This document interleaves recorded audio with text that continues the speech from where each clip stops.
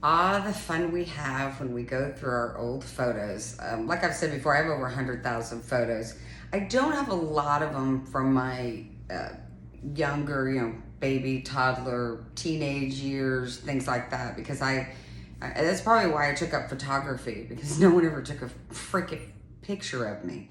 Anyway, when I was 16, I left home. I was living in New York City, and I left home and I went and I was going to move with my grandmother, where I had been abused at. I was going to go right back into that home, but I figured I would be able to, I was 16.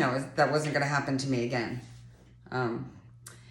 So I got there. My aunt suggested that I move to Pensacola, Florida, and live with them. And I was like, great. They had a son. He was like 7 years old at the time. I had lived with my aunt when I was a little kid. She was a junior, senior in high school when I lived with my grandmother and grandfather, and had been molested by my grandfather during all of this time. It was crazy. Anyway, she didn't know, I guess. I don't know. I don't know what anyone knew at this point. Anyway, so I went to Florida, and I straightened up my life. And when I moved from New York to Florida, you have a certain number of credits that you have to get, and you have to graduate with certain, subjects. Like one of them was chemistry. I worked really hard. I got a C in chemistry, but I passed that class. It was my junior year in high school. But I was living in Pensacola, Florida, and I was going to take physics. And I tried physics, and I couldn't do it. I was just not good. So I decided to join. The only thing that was open was Air Force Junior ROTC. I had no trouble with that. I had to wear a uniform every Wednesday, which was, all right. I got used to it. I liked it. I enjoyed being in ROTC. I enjoyed being active. I enjoyed being a part of the camaraderie and everything. Every Friday night, I volunteered to park cars for the football games. I would help direct traffic and stuff. Prior to our military ball, I was actually able to call around to different businesses, and I had both of our cakes donated to our ROTC program. I got all of the decorations donated. I got the tables donated. I got all the chairs that go around the tables donated. I mean, I really did it all. And subsequently, I won Queen of the Military Ball. So, in my junior year of high school, it was 1984, 83 to 84. And I absolutely loved it. And I completely thrived. I had to go, when I left New York City, I was not going to school that much in my last 3 months of being there. And so I had to go to summer school to pick up some classes in order to be prepared for the 11th grade in Florida. And that's what I did. I took 2 summer sessions and I caught up, and everything was fine. And then I got into high school and everything was great. And I was doing well. I had a B+ average. I didn't do any drugs. I wasn't drinking. I had a boyfriend. Yes, I was active. I also went to Planned Parenthood. I got checkups. I had a diaphragm. I had birth control. He used condoms. I was extremely careful in all aspects. I was concerned about pregnancy and disease, so I was responsible and took care of both at the same time. As as much. Well, I did it. But still, I wasn't trusted. And my aunt was not happy with me and did not like me having a boyfriend. And, now I look back on it, now that I'm older, and I realize she was going through the same thing. At the time I was living with her, she was 17, 18. She had a boyfriend who she was now married to. She had a 7-year-old son. Maybe she wasn't happy in her life. They did end up getting divorced.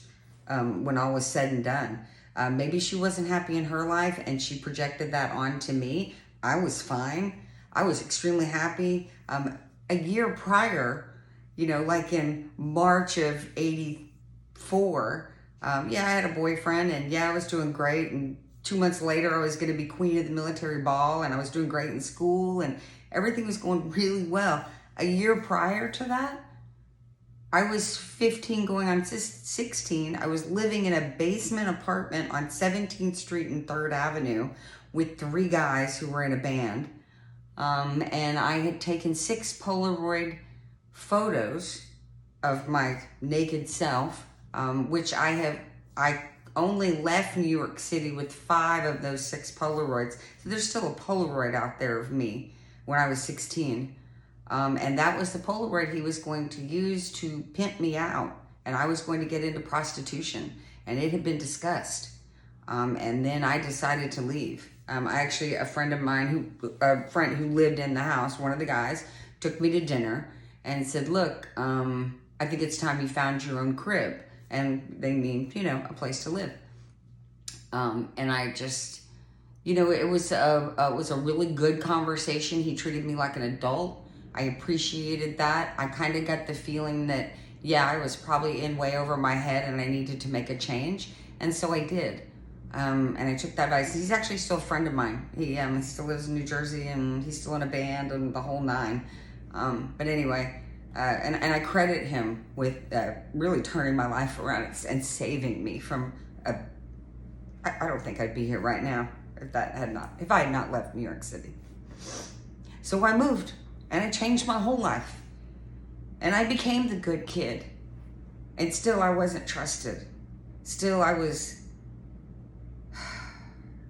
doubted at every turn.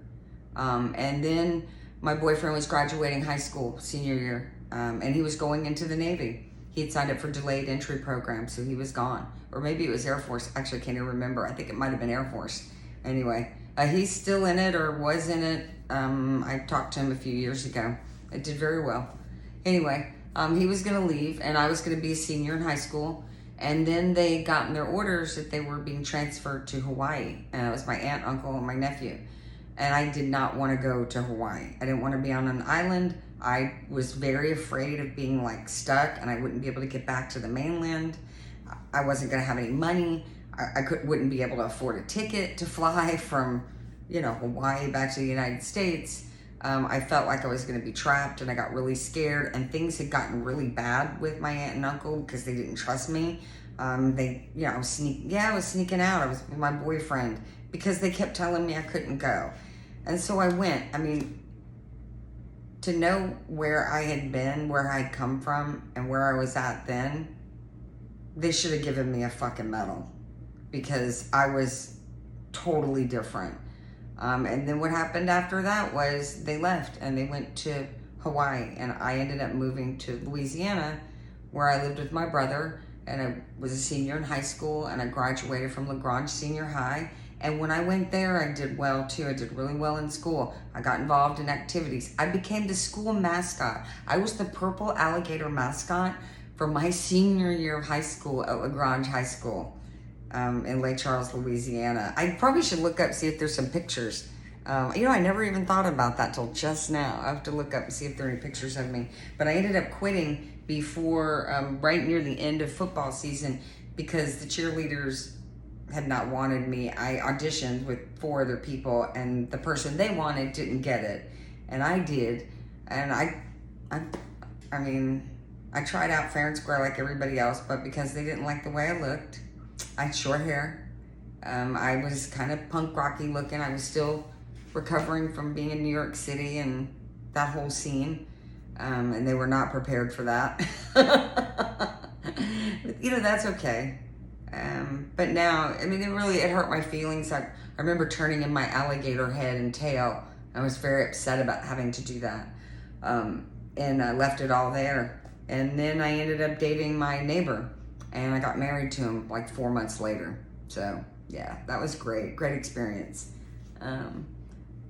Just these are the things that happen when you start to look at pictures and you start to kind of put 2 and 2 together. And I now realize that my father had called and made some phone calls and was telling one of my aunts, who was probably telling the aunt that I lived with, that I had been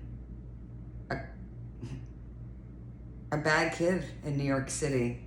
Yeah, I acted out. Yeah, I was going through some problems. But I wasn't in Florida. I was a really good kid. But because of the way I look and the way I act, I guess, people don't trust me. And they never have. And that's okay today. I'm a survivor. You can bet on that. So, you know, to my aunt and uncle who helped, thank you. Sorry it didn't work out. I think it could have been a lot better if you just trusted me a little bit. You didn't know where I'd come from, though. You didn't know what I was going through in New York City. No one did.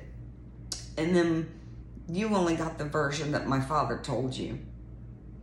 And that's pretty much what the rest of my family has done my entire life. My father died in 2019. I didn't find out the extent of the damage until after he died. And it took me about 2-3 years to recover just from that news. In 2021, I finally forgave myself because I was battling a different thing. I was trying to walk. So yeah, funny things you forgive yourself when you can't walk. But yeah, I digress, because this is the part where I have so much trauma that I just continue talking, and then people become really overwhelmed by it. Hey, believe me, if you're overwhelmed by it, I'm living through it. I'm overwhelmed by it. And that's why I have a YouTube channel, because I actually do think that my experiences can help somebody else. And that's my intention, is to help someone else. If you can get something from this story that you identify with, and if you're a young person and you see this, just know that if you think you're doing the right thing, then you are. And it doesn't really matter what anyone else says. You got to do what they tell you to do because you're underage. Just remember that. Just hold that. Bite your lip, swallow your tongue, swallow your pride, get through it, become an adult, and then change your life. Family is your family. But trust me, you can choose your family later on. Leave them behind. If they didn't trust you now, they will never trust you. That's good advice.